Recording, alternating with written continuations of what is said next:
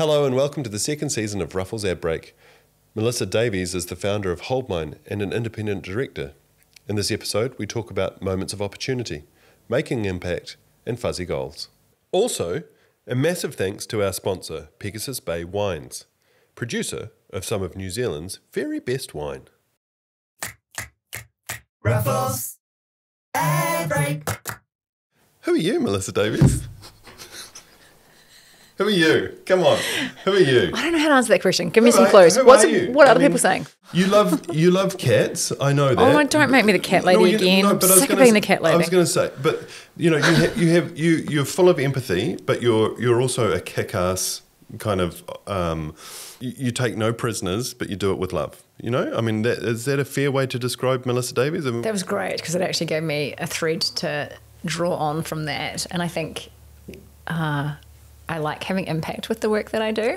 So I feel like it's quite a privileged position now to be able to choose what I say yes to. And one of the big lenses that I apply to, governance work or consulting work or ventures that I commit to for myself is it has to have a positive impact on the world. And so I think, let's take the Crusaders, for example. For a lot of people, they will see the Crusaders as a high-performing sports team.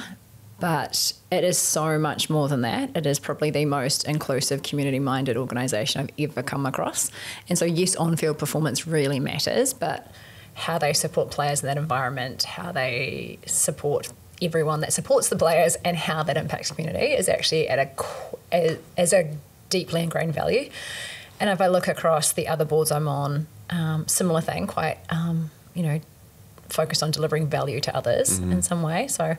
Yeah, I really like having impact with the work that I do. And where has that come from? Has that sort of always been part of your DNA? Have you always... Oh, yes. Sometimes when I was a kid, Dad would be like, how did you land here in this household, in this family? Because you just see the world really differently. And one of his favourite stories about me was, I think I was like 7. I came home from Southbridge Primary School and... it must have been like a Friday night and Dad was just having a few beers. And back in those days, he used to drink Canterbury Draft. And CD, beer. Yeah.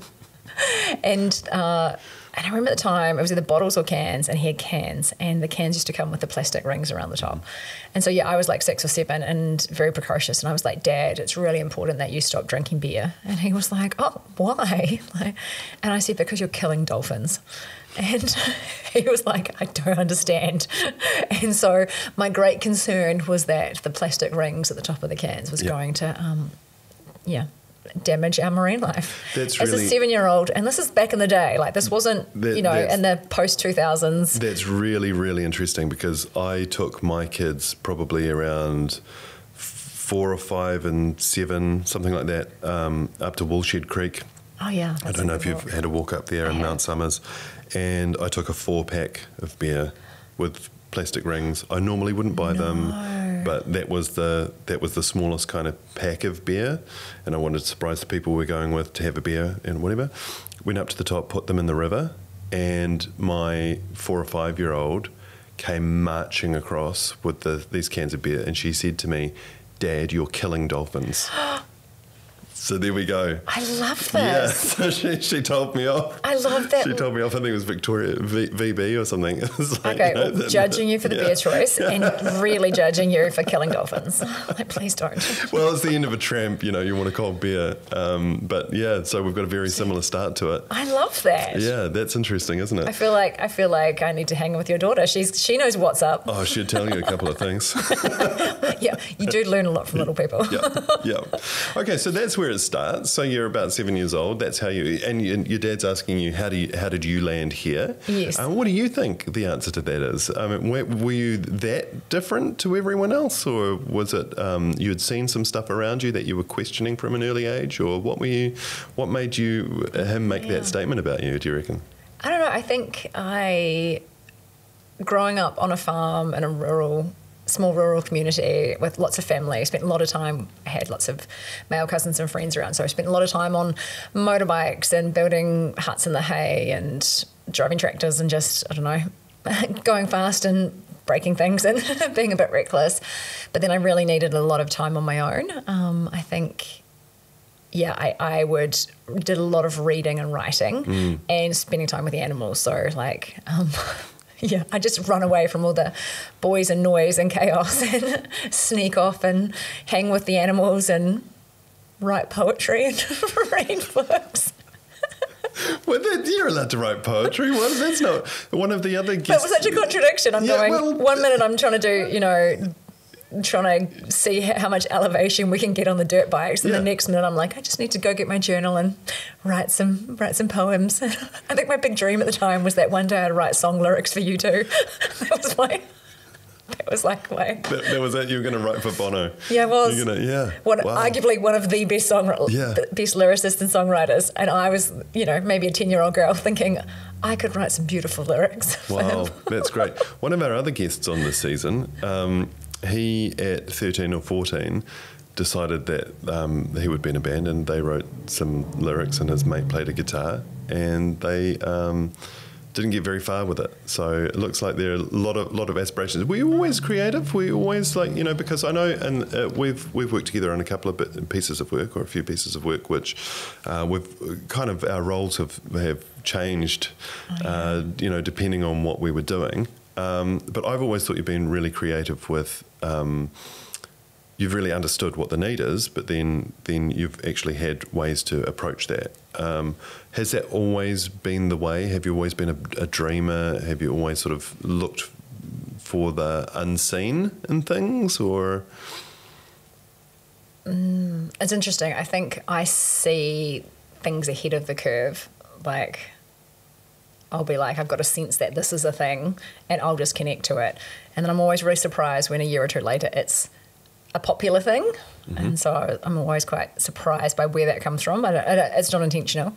But when it comes to creativity, I think I've definitely lost that through taking on, work roles. And I think work by nature nowadays not now, but I think a lot of work has anchored us in pragmatism.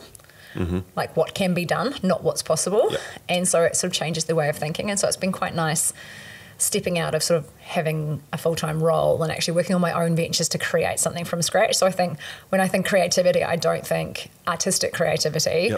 Yep. Although I'm sure I could show you some of my poetry. But photography is probably my lens of the world, just capturing moment in time. Photography is probably my creative outlet. Yeah. But I do love writing, but not that beautiful artistic, or like you are when you're coming up with a narrative for a brand, when you kind of see... You kind of bring the narrative to life. That's probably not my creative lens. But being creative is interpreting, right? So it's interpreting the information, the data set, consideration set, whatever is in front of you, interpreting it and figuring out a strategic approach to it being visible to other people. Is that true? I like that. Yeah. Well, it's I think there's something in there. Another one of our guests, season 1, talked about this perspectival shift. So if you're holding it right here, it's really hard to see. You've got to give it a bit of space, and so maybe that's part of that. I'm not sure. Hey, sorry, I'm just thinking about the space thing. That's been listening to a few podcasts lately, and just in dialogue, realizing one of the things as adults that we've lost is the ability to give ourselves brain breaks to let information sink in, and it's actually really crucial to our learning and development. Is new concept, new idea, pause, reflect, then it's kind of. We absorb it then. Yeah. And I'm like, yeah. I wonder if that's part, when there's forget where the study was, but recently, and I know there have been a number over the years, but there's another recent study which said by writing things by hand, you retain the information, considerably more than if you're typing on a computer. You also make more virtuous decisions if you write it down. Oh, really? Yeah, it's almost like if you digitize it, like you type it or you write notes on your phone or even just saying it out loud, you can kind of convince yourself to take whatever option, but writing it down with pen and paper is quite a significant study on, you're more likely to make more virtuous decisions. Oh, really? Yeah. Do you think that's because of the time and the space that, it takes longer to write and you have to be more considered, perhaps? Yeah, and perhaps just even the brain-body connection from writing with a pen. Yep. Yeah, it could be. We went to a client towards the end of last year, and I was there with Bianca, and we both had our notebooks and pens out. And it was a law firm, and they said, "Oh, why is it that all you creative types write in notebooks?" And I was thinking, God, I don't know if you can generalise like that, because there are a lot of people who, do take notes or do type or what have you. But yeah, I think there's something in it. I think the retention of knowledge and yeah, maybe, as you say, the virtuous. Yeah, that's interesting. Do you have a study on that we could? Yeah, I will send it to you. You can link it in the show notes. That'd be great. That'd be really fantastic. One of the guys I worked with, he always just has a blank visual diary. And so in meetings, he's always drawing pictures, and people are quite distracted because they're like, what are you drawing? What are you drawing now? but for him, sometimes it's an ability to just listen and tune in. Sometimes it's giving context. Sometimes it's a way of remembering. Yeah. But yeah, what I realise is that's not that common for adults to see other adults drawing pictures. No. And so it became like this, what's that? That's really cool. What are you doing? There's your USP. Yeah. Price just went up. Take some Crayola and visual diary into your next meeting. You'll be remembered. Liz, what's the worst job that you've ever had? Oh, yeah. What is the worst job? I mean, it could be anything. It doesn't have to be... Yeah. Worst working conditions, or worst boss, or worst product, or... All of the above. I mean, I don't know. All of the above, actually, in one job. Okay. And I think on paper, it's probably the one that looks great and created a lot of opportunity for me. So big, large listed company, and I was the head of strategic marketing. So I looked after category managers, product managers, graphic design, marketing across 210,000 products across Australia and New Zealand. Like big role. I hated it. The culture was so bad. Really? Yeah, it was really bad. Bad but tolerable when I first joined, because I had a general manager that I reported into that was actually, he was actually quite high EQ and quite a good communicator and good operator. When they did a bit of a restructure, and someone who'd been running the sourcing team out of China and had been with the business for 35 years came in to take over the role, and in our first meeting asked me my age, marital status, and if I had children, and I just sort of went, I didn't think we're allowed to ask those questions. And his response was, you're going to be difficult, aren't you? And I was like, okay, I need to find another job. I can't work. I can't work in these conditions. That was it. It was just instant. I was just like, him and I have different values. Yeah. And what I realised is the culture really supported his approach. Gotcha. So maybe you hadn't seen it so clearly until that moment, or you were happy to not see it because your GM was, Well, he was pretty hands-off, and so I think I was able to work with my team and do really cool work and work across the regions. And so suddenly this person was, wanting daily catch-ups and with everyone in his team. He was used to working sort of in a manufacturing environment, and so didn't know how to adapt his style to, a high-trust environment where people were really, really capable. And so he slowed the pace of things, which I think was really frustrating for me, because we had some really ambitious plans. But very unwilling to consider alternative approaches. He truly believed that what he knew was the right thing or the truth. And, a really good example of this is at the time, the budget I had was, in the multiples of millions in terms of marketing spend. And we couldn't spend it fast enough. And so we were trying to come up with more creative ways, like doing some events, doing some pop-ups, doing pop-up stores, all kinds of things. And he blatantly said the only way we will spend that money is buying business parks and billboards. Okay. And, the response to that was, how else could we consider, what else could we consider? How else can I... Was he backing it up with No. with any kind of... No. So this was purely based on his opinion rather than what had worked previously, rather than the strategic plan. There was no going back to, understanding what the work that had gone into to deliver so far. How long had you been in the role before he was appointed? Maybe a year. Yeah, okay. And the team had done really great work. Yeah, and his willingness to learn was very, very low. And how had he been promoted internally because he had been with the company for a long time? He wasn't really promoted. He'd done a secondment and been based in China, and the secondment had ended, and so they needed to find a role that paid well. Yeah, okay. So they just kind of slotted him back in. That's such bullshit, isn't it? It was terrible. It was really frustrating. So that's why when you're like, worst job, worst conditions, worst culture, worst boss, I'm like, all in one. Yeah. What do you learn from that? Because it sounds like you knew pretty quickly that it was time to move on and I quit my job and spent, after 13 years in corporate, I just went to Jamaica and Galapagos and volunteered. Like, what else are you supposed to do? That's too young for a midlife crisis. That's, midlife crisis can last your whole midlife. I don't know why we have to think it lasts for a year. It can last from 20 to 50. Yeah, just commit. You just commit to it. Yeah.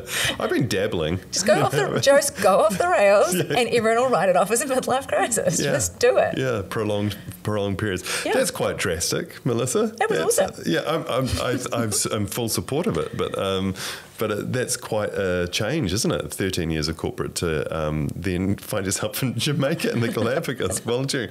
Why there? I mean, why not? I suppose. Yeah, I think as a 14-year-old, I was adamant I was going to go to Jamaica, and were you still writing poetry at 14? Was this part of a romantic pursuit? The poetry at 14 was very romantic and angsty. And was Jamaica part of that? No. No, I think at that time I was obsessed with the Pakistani cricket team. Okay. Yeah. Okay. Waka Yunus and Wazim Akram, I was all about the cricket. Just had quite a global view from a young age. Yeah. Holy shit! Young lady from Southbridge with fantasies of the Pakistani cricket team and I didn't say fantasies. You said that. Well, I didn't say fantasy. I didn't mean it in that way. But that's an assumption. That's an assumption. Oh, God, I'm glad I know you well. Move on. Moving on. So, Jamaica and Galapagos, what are you doing there? And why did you decide that? I mean, I understand the timing part, but why those places and what did you do there? Yeah, I think so. In that horrible role, I spent a bit of time making sure I wasn't being reactive to the circumstances, because when you're feeling like you're being trapped or managed badly or the value you can bring is being stifled in some way, it's really easy to be like, well, not this. And I'd done that previously, kind of been frustrated in an environment and jumped to something and it wasn't the right thing. So I made a promise to myself that I would always be intentional about where I'm moving to rather than moving away from something that was that I was unhappy with. Yep. So decided to spend a bit of time and go, okay, what is next? So I hired an executive coach to work with me to get really clear on what I was going to do and why. And so I worked with her for 6 months to learn how to manage my manager and manage myself in that kind of environment, because I did see it as a learning opportunity, because not every person you're going to work with you're going to have shared values or connect with. So I thought, good opportunity to build some mettle around dealing with people like this, because you will always deal with people that challenge you in some way. So I was like, great opportunity. So I spent the money and worked with an executive coach and had a really clear plan around what the next step looked like. And so a big part of it was, I'd worked full time since I was 19. So really looking forward to just doing things on my terms rather than doing what's right for the company. And so for me, Jamaica had just always been this place I wanted to go. And I found this really cool so I love coffee and I really like the values of fair trade. And Blue Mountain coffee is like some of the best coffee in the world, but it's not a fair trade region. And so quite a lot of poverty in the Blue Mountain region in Jamaica. So found a volunteering program where you could go and work within the community and basically entertain the kids like in a school holiday program. And so I just got to hang out with all these epic little Jamaican kids having a great time and, just live in the Blue Mountains for a couple of months. And it was very cool. Yeah, very cool. And completely different to the previous environment. Going from corporate Sydney, working in, this big head office and just the noise and the bustle and the pace and the value set, it's about where you lived, what car you drove, like really shallow stuff, to being in this community where, just walking to the school where the holiday program was, holding hands with these really excitable, cute kids who wanted to know all about, your story and what your favourite food is. And it was really beautiful and grounding and, very cool. And then, a hurricane came through and we got stuck there, and it was lots of good reminders about, just sometimes you just got to go with it. Yep, you do. You do. Yeah. I was actually stuck, a little segue, in a tropical cyclone Percy on my honeymoon in the Cook Islands. Yeah, and we were shifted to like this concrete bunker inland and all this kind of stuff. It was kind of like, it was Memorable. It was absolutely memorable, right? You know, and it's one of those things where, you know, as the cyclone or the hurricane, as it hits, you sort of have this moment and you go, oh, shit. You know, but actually we're here. Let's make the most of it, and you know, close the shutters and just listen to that sort of noise and chaos around you. But when it stops, when the storm stops, and you open up to all of that destruction, you go, well, I'm still here. You know, I'm good. You know, it might suck for the people who are there. We had the privilege of being able to leave. Yeah. Right. You know, that was the bit that was amazing. But Was it quite destructive? yeah, it was pretty destructive. It was the third or fourth that season, so it had been a lot of damage. A lot of tourism had been affected by it, and you know, people had lost a huge dollar value of infrastructure. Yeah. But so we felt, you know, for the locals for sure, but for ourselves, we were, you know, had that moment where you go, well, what can you do? You've got to, you know, buckle down and roll with it. Roll with it. You know, and I think that's a pretty good thing for everyone to be able to learn at some stage. I'm not recommending go and hunt hurricanes or whatever, but yeah, it's interesting. Hey, so from that you go. What are you thinking? There are bigger things to life than corporate culture, which sucks, or is it? So how did that then transform or change the direction or your trajectory professionally? I think I remember sort of talking to this executive coach and saying, I feel like I've been selling my soul to large listed companies for a really long time, and I want to do work that matters. And then this was around the time of the earthquakes in Christchurch. So after I finished travelling, I was like, I just want to come back and contribute. And so I decided to take a 6-month career break and just do some odd jobs, but do mainly volunteering. So I worked with, now Aviva was the Christchurch Women's Refuge and their Tamariki program, which really, because post-earthquake there was quite a significant increase. Not immediately after, but in the shorter to medium term, quite a significant spike in domestic violence. And so what was really nice was being able to work with an organisation doing really immediately impactful work, but also work that changes generations of families. And I was doing that piece of work while able to kind of see how else I could add value in the organisation. And so I ended up doing quite a lot of project work for them, and they kept trying to pay me. And I was like, no, I want to volunteer. Like, I'm trying to earn my soul back here. Like, I want to do work that's meaningful and has impact and matters. And I really deeply care about this. And did some really cool stuff with them, actually. So that it was really nice to take that corporate discipline of, you know, just even just the reporting requirements of reporting into a publicly listed board, to work with a charitable organisation and take the amazing range of work they did and turn it into bite-sized impact statements they could share with their stakeholders and funders and really showcase the work that they were doing. So it was really nice to actually be like, I've got a toolkit over here that I've built up from these, you know, some of the environments I've been in were great, but that last one wasn't. But I could take those tools from that toolkit and use it in a really good way. And so I think that's really, that made me change my lens about what next and how I work and who I like to work with. And then you were sort of successful. It sounds like and correct me if I'm wrong, but it sounds like you'd sort of taken a traditional path to work, where you'd got started, moved around, moved up, found yourself in a position which you thought was probably pretty good, and you were ticking the boxes, and you're driving the car, and you're having the champagne, you know, parties and living Sydney lifestyle. Well, actually, the big thing was, so I didn't do an undergrad. Yeah. I had mechanical engineering trade. Yep. And I joined BOC Gases, and at the time, I remember being 19, working there and thinking, I want to be in marketing by the time I'm 35. And then ended up in a marketing role in Sydney at 24. Yep. And I was like, oh shit, I'm a bit early, what now? And so I think everything after that just felt like a bonus round, like elevate to another level. Woo, something cool's coming. This is unexpected and awesome. So I didn't really have a plan after that. There was no... But you knew something had to change. Yes. And so when that opportunity came, you were like, okay, let me take all of the skills that I've learned, apply them to something that I give a shit about. Yeah. and sort of prove the model? Was it that you were proving that could work as well? Because I mean, that's sort of changed from there. You gone more into governance and strategic oversight. You make it sound like it was carefully planned, and it was not. I don't know. It was not. I'm trying to piece the puzzle together, because I think a lot of people are afraid to get out of that life that they've built, or that idea, or that the first part of what you're talking about. I think a lot of people can follow that story and go, yeah, well, that makes sense. You're moving up the ladder, but to shift is quite a brave move.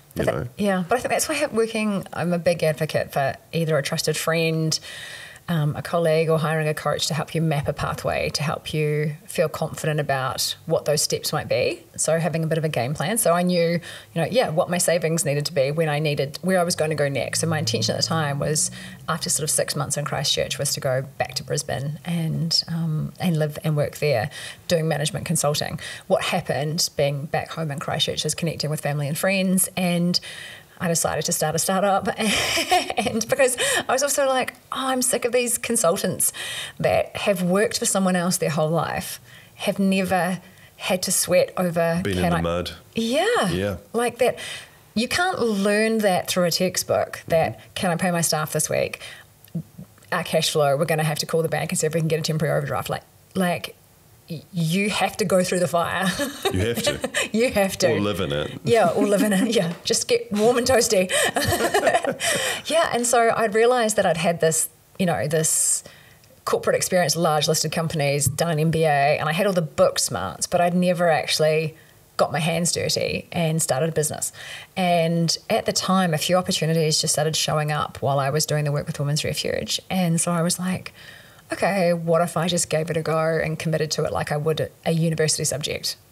I'll put a budget around it and a time frame, and I'll just see what happens.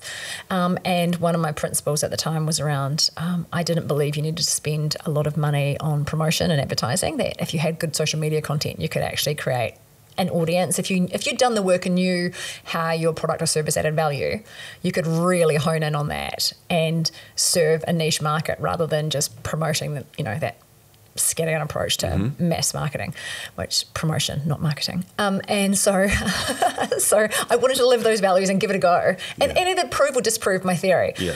And it was freakishly successful, and it was a food-based business. And there I was, sort of cutting carrots in a commercial kitchen at a rugby club, because all of the infrastructure in Christchurch was decimated, obviously, after the earthquake. So trying to find commercial kitchen space was really hard. So Linwood Rugby Club, cutting carrots at 4 a.m. going, not sure this is my passion. Like, this is fun. But no. For a window, it's fun. Yeah, for a semester. Yeah. Yes. What was that? That was called Fit Food. Someone else is running a business that's almost exactly the same with the exact same name, but that's a whole nother story. That's a whole other story, okay. So that was kind of a sort of a leap away from... So when you were sort of saying, changing your direction, I had a plan, had a coach, knew what my savings budget was. But then I think there was these moments of opportunity that just aligned at a values level, at an opportunity level, that I was like, I've got this backup plan in my back pocket that I can still go to Brisbane and do the thing I said I was going to. Instead, I ended up staying here, still here. Chopping carrots. No, I don't do that anymore. What was that? What was Fit Food? I don't know about this. So it was basically leaning into the slow food principle, seasonal, local, organic, whole foods where possible. Healthy foods, 20 grams of protein, lots of vegan options, dairy-free. Because after the earthquakes, a lot of the infrastructure had gone. Yeah. And so people were going to work super early to get a park because... lots of offices were displaced. Yep. And then around the sort of temporary work locations, there wasn't hospitality venues. And so where it came about is because I suddenly wasn't working stupid hours and I was doing volunteering at the Women's Refuge and spending time with my family, I was spending time cooking, and I was like cooking meals that aligned with those principles. And then I'd have so much food. I'd just be inviting my friends around for dinner, and I have so much left over. I'd be like, take this with you. And I got to the stage though where they'd be like, hey, that salad from Tuesday night? Can you make me some and I'll pay you for it? And then the lady next to me at work wants some too. And I was like, I might just give this a nudge and see what happens.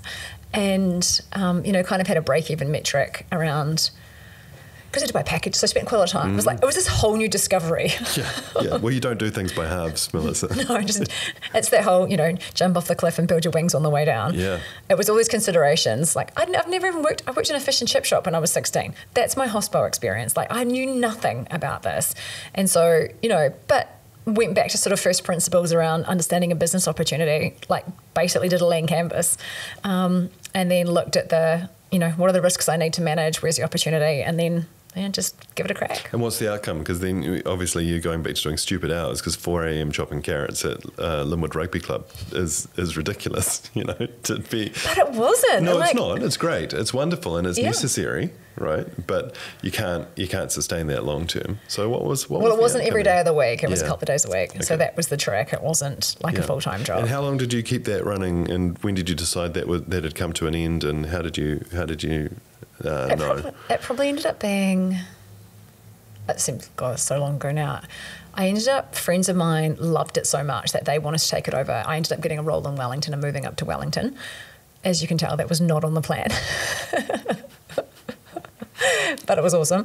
But it was awesome. Great. Put that on a T-shirt. It was not in the plan, but it was awesome. But it was awesome. Yeah. I feel like that's probably going to go on my headstone, actually. Great. That is definitely how I live my life. And so when I moved to Wellington for this role, friends of mine, and I'd hired a student who was epic, and she had a catering and food and hospitality background, so she was amazing. So the two of them wanted to carry it on. So I just kind of handed everything to them and let them run with it.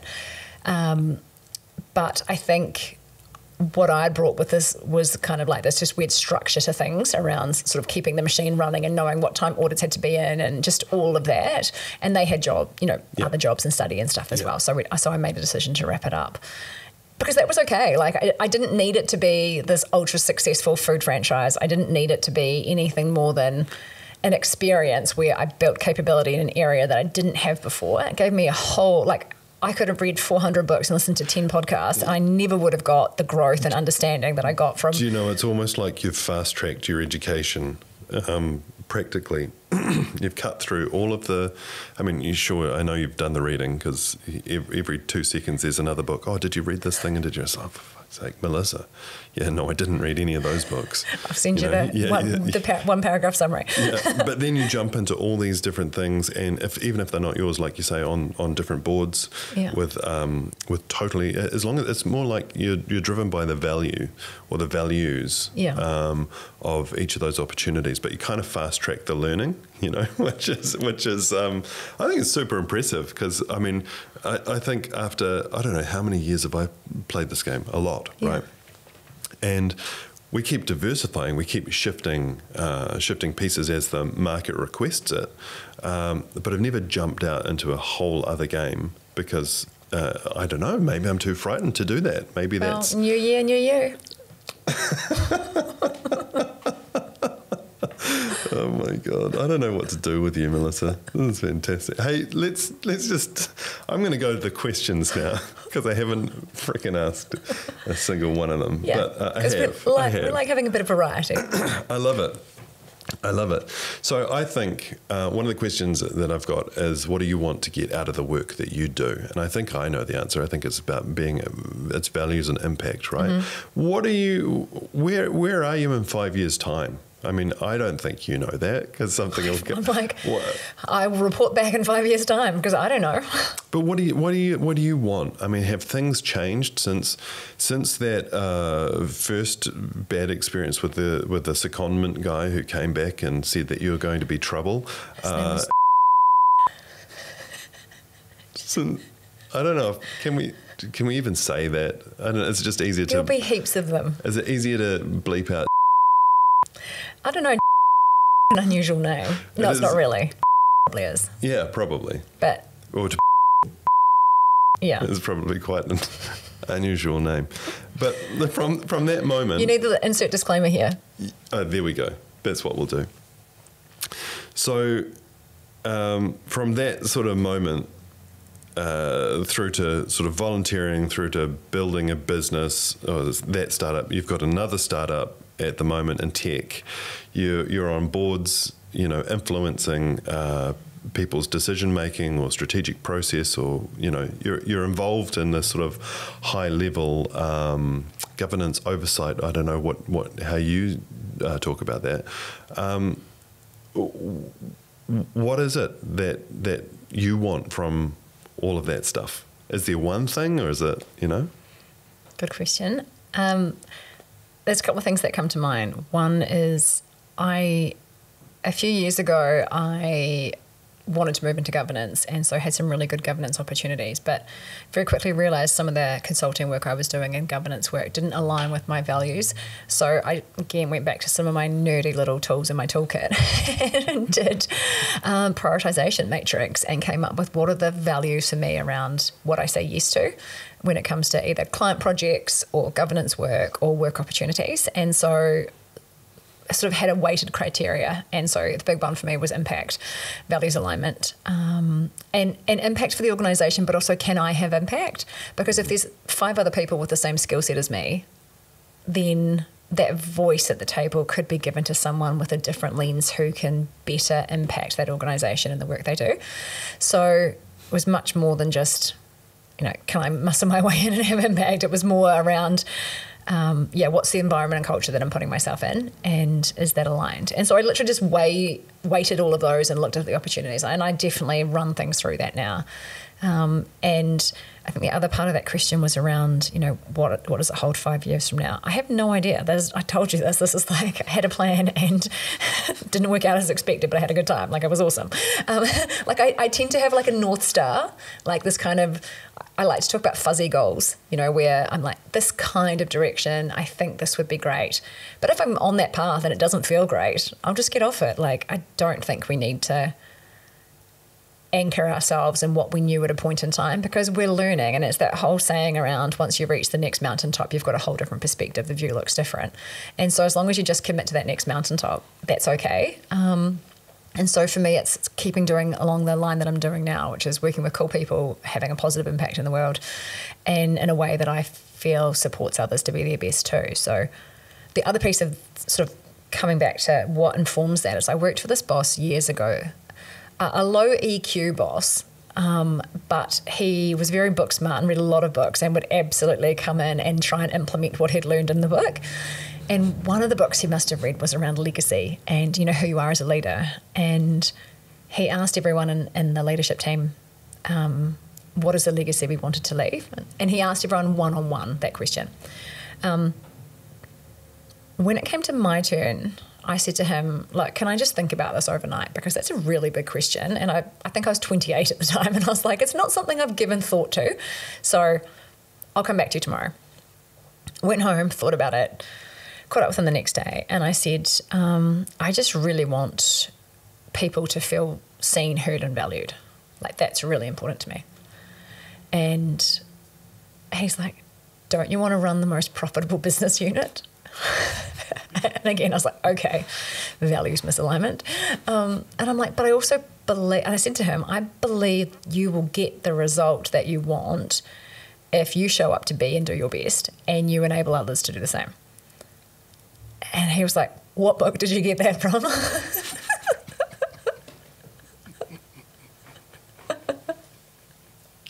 See, the challenge with that low EQ, high IQ, high book reading is that everything has to be qualified, everything. And so, yes, your response was beyond appropriate, but it doesn't have to appear. You can work that stuff out by yourself without having read it. Exactly. It doesn't have to be a quote, but it's very, very hard to work in that space if that's how you roll. Yeah. Yeah, it's fascinating. So moving forward for me, it's living that value set, making sure I can have impact, and doing work with people that want to have a positive impact. So sounds fucking reasonable to me. And hopefully have some fun along the way. Have some fun along the way. Get a T-shirt printed. Hey, what do you think we need more of in this country? Or don't get me started. You can say whatever you like. As always, we will cut it. Infrastructure investment. Infrastructure investment. Moving up the productivity rankings in the OECD, so we have more value add on shore. But I truly believe that. Oh dear. You asked the question. I did. Stronger, more resilient economy. Yep. High-tech jobs. Yep. High-value jobs. High-value manufacturing. Yep. Stop promoting tourism. Or provide better taxes and infrastructure for tourism. Actually, that's what they do in the Galapagos. They only give a limited number of entry visas to the Galapagos to protect their natural environment. They do. Take note, Chris Luxon. I know some people who had a house on the Galapagos, and they were only allowed to be there for 3 months of the year. Because of the environmental impact of humans. Yep. Yay. And they are Ecuadorian government. people who own a piece of that. Fabulous. Yeah. Go Ecuador. But it was so hard to get to. They couldn't really get to it, so they hardly ever went. But if you go, I'm committing for 3 months. Yeah, well, that's right. You wouldn't pop over for a weekend. No way. No. You got to go. I forget where you've got to go through. You go through Quito in Ecuador, and then you fly out. And then you take the boat from there. And well, then you fly to one of the big islands. Then you get on a boat. Okay, so because you've been. I haven't. Well, the logistics to plan that was actually complex, but yeah, I bet it was. Yeah, but worth it. Yeah. Anyway, sorry, back turtles. to the question. I don't know. Tortoises. I don't know what the question is. I just think that You said, "What's wrong with New Zealand?" Something. What would you say? No. I said, what would you? I mean, when you're talking about having, you want to do work with impact and for yourself, but for the organisation, and knowing what your values are and how that sits, I sort of. It's like, I'm not saying that you should be in politics, because I think that'd be terrible. I swear too much. You swear way too much. And I think your value is probably outside of politics. Yes. But it's almost like the people we need in politics are the people who are not there. So I don't know. I just think, it's 2024. It's weird. We're off the back here. We're off the back of, a decade plus of really weird times in Christchurch, right? But internationally, we've had COVID, we're in a recession, all that kind of stuff. So what are the insights? What is your experience and your history tell you that maybe what should we be looking for? What do you reckon you'd like us to be doing better? How can businesses be part of the solution for a better future? I think before we get to businesses, we have to start with individuals. And the first thing for me around individuals is knowing yourself and staying curious to knowing others. I think one of the things that's evolved in probably the last 5 years is this real... Why are you talking quietly? Because I'm thinking. Sorry. I was structuring my thoughts. Yeah. Okay. Volume up. It was around that ability to realise how finite our time on this little ball is, and if we're going to maximise our time here, then we kind of need to know ourselves. And that whole saying yes to what supports you is really important. However, I think the risk has been people have got so far into their corner about and holding with certainty what they think that is, instead of also at the same time holding that loosely alongside some curiosity for a different worldview. And I really love how diverse Aotearoa is now. And we have, globally people are living outside the country they were born in. And if we stay curious and open, our worldviews and our learning will expand exponentially, and that will inform the decisions we make around business. Instead of, I think one of our challenges here in Aotearoa is we're still heavily influenced by the 1970s industrial era and sort of production manufacturing view, and I don't think that supports good business or good society. So I think there's a lot to unlearn, and I think we do that through knowing who we are and holding space to learn who others are, and just commit to sort of moving forward, holding space for both of those. That's wonderful. Thank you very much for sharing your time with us. Welcome. I appreciate it, even if nobody else does. Well, your opinion matters to me, so great. Thanks for staying curious. Thanks for focusing. Yeah, that's right. Thanks for listening, Pod Peeps. For more info on how we work or what we can bring to your business or project, get in touch at ruffles.co.nz. See you on the next one.